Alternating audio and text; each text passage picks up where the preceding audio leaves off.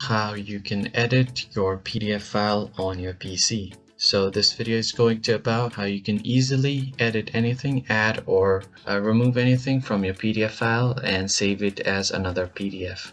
So first thing that you want to do is go ahead and open your Microsoft Word.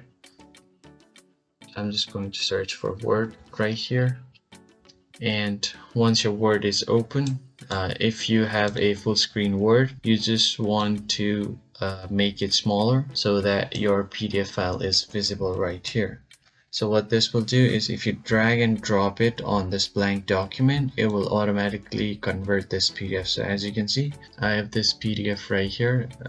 These are some random texts. Now if you want to edit it, you can just drag and drop this on this blank document, and a notification will pop up saying that it will convert the PDF to editable Word document. Just click on OK.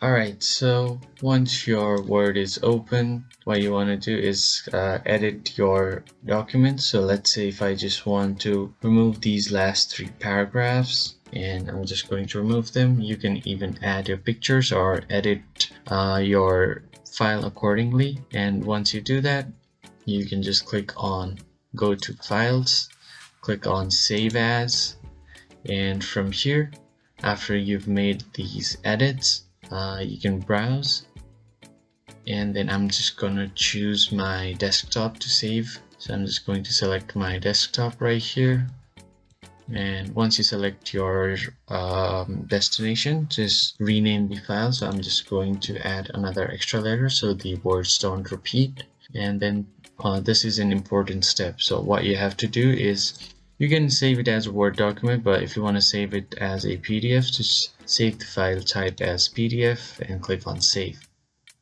And as you can see, the last 2 paragraphs right here are now removed, and it is saved on my desktop as well.